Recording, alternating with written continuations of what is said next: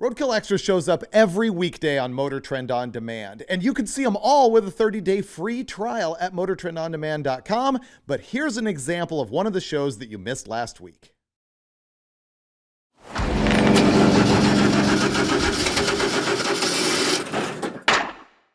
Hey, it's Freiburger here with Rick Péwé, who has a long history with this car, a 1966 Buick convertible that if you're a really hardcore Roadkill fan, you will know. Because this was the car that was in the episode before Roadkill even existed, where me and Finnegan went to Péwé's house in Tempe, Arizona, and dug this thing out of the backyard. Your mom bought this when it was like 2 or 3 years old, right? Oh yeah, this is back in the 60s. She bought this, and then I used it through high school and parked it because the transmission went out. In like 1976. Yeah. So if you are a hardcore Roadkill fan, then you will have seen that episode, which you can still find on YouTube. If you look up like Barn Find Buick or something like that, I think you'll find it. And then it was also in a couple of episodes of Hot Rod Unlimited when we did that show on the Motor Trend channel. In fact, we put suspension on it and did a bunch of stuff like that. So I won't have a lot new to share with you if you've watched all of those episodes, except for to say that just today we dragged this thing out of the garage and made it work for an upcoming episode of Roadkill that Péwé and I are doing together. But this is the first time you've ever driven it or seen it with the new suspension wheels and tires. Yeah, it's been 5 years, and I mean, it looks virtually the same except for the tires and wheels, but I mean, it runs perfectly, it drives perfectly, and that's 5 years sitting. This suspension is from CPP, Classic Performance Products. Yeah. I notice it squeaks from being dry now, but it's like a semi-pro touring suspension. It handles really good, but it doesn't ride bad. Yeah. This car, bone stock, trick suspension, decent brakes, which to me, like, throw me through the windshield every time I touch them, makes the car genius. So let's drive it. What this is 1966 Buick Special. Now, a Special was, ironically, the least special line in the Buick lineup. You could get the Special or the Skylark or all sorts of different deluxe versions of that, but this is the lowest buck version, which is unusual that it would be a special trim level with a convertible and with air conditioning, but basically no other options other than the automatic, I guess, and power steering.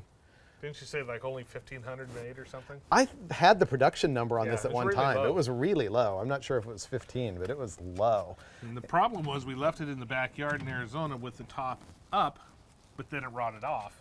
So we put the top down. It didn't really make much difference. Yeah. The whole interior was rotted out of it. This seat we actually changed from that early episode. Remember when we went and bought a seat off somebody and like strapped it to the roof of the rental car? Of the rental car and brought it back? On the other side of Phoenix. Yeah, that was like a 78 El Camino seat or something. Right, this one's different. But it still has the floorboards in it. This was like one of the first most famous Roadkill, not Roadkill moments was when we took the stop sign and the railroad sign out of Rick's backyard, where you probably had put them up when you were in like high school or something. Oh yeah, absolutely. I had those for 40 years, wondering what I was going to do with them. You have any idea how many times Finnegan has retold the story of me breaking his tooth while we were doing this?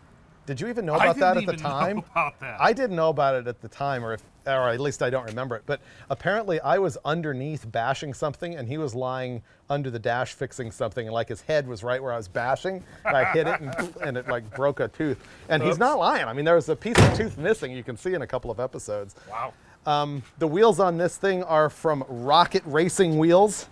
They're, I think, 18 by 7 and 18 by 8.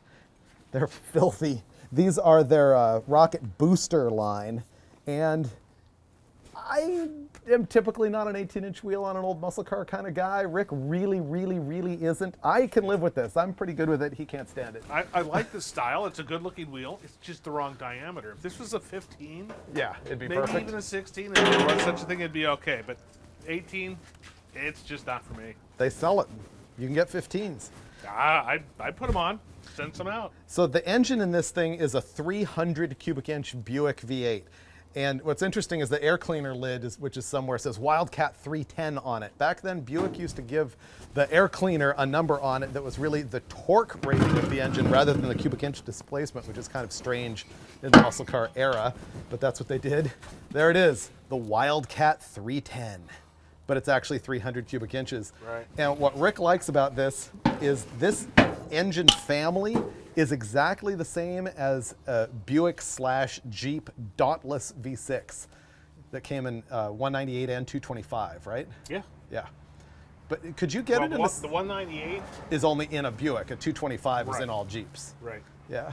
So in 66 to 71, you could buy a CJ5 or a Jeepster from the factory with a Buick V6 in it, even though it was made by American Motors. American Motors is basically the hodgepodge of whatever we could buy cheapest and quickest. But they bought all the tooling from Buick. Did they? They were Yeah, actually manufacturing themselves. Absolutely. Oh. And then after 71 and the gas crisis, Buick bought the tooling back and made the 231. But the 231's a completely different engine.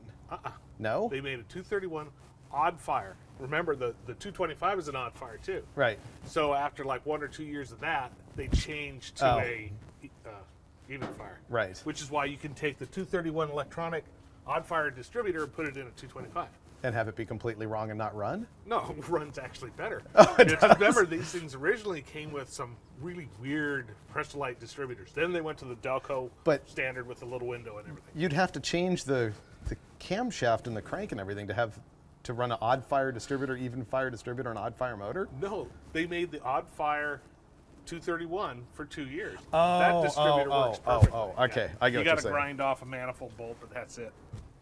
And this has, what is the transmission called in this? It's a 2-speed, but it's not a power glide. It's a Luma Glide or something. Yeah. Because remember, we had it fixed up by Quality Transmission. Yep, in Tempe, right? Yep, he just closed his shop. Bummer. Yeah. And the Buick is still kicking. Oh, absolutely. Whoa. So I think the state that this engine is in right now, or how the whole car is in, is how it will be forever. That is the cover for the vent on the... This one bashed off. Yeah. There you go. You know, there's a lot of cars that I call projects and like change things around on and build them and do stuff with. I think this just is what it is. This thing is like such a perfect feel-good car. Here, let's fire it up. It runs so smooth. Is the key in it? Yep. Yep. I can reach over and do it. Ready? I'm ready. Bam. Check that out. I say it runs smooth and now it's missing. What's up with that? Oh, I know. Ah! Well, in general, it runs really good. Fine. And it's such a nice cruiser. New radiator, new suspension, new wheels and tires. Now the choke's engaged. This is, by the way, a Rochester 2-jet carburetor. You've heard of a quadrajet? 4 jets, 4 Venturis? This is the 2-jet. I always like that.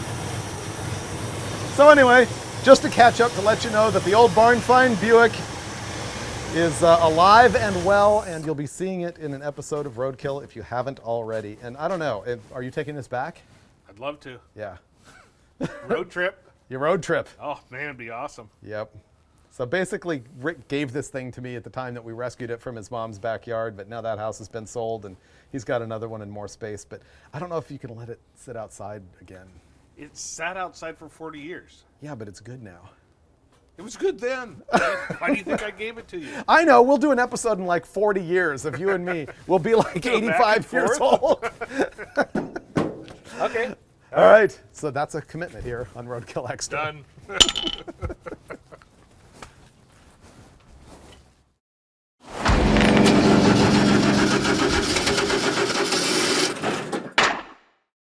Here's what you missed last week on Roadkill Extra, exclusively on Motor Trend On Demand. We're going big.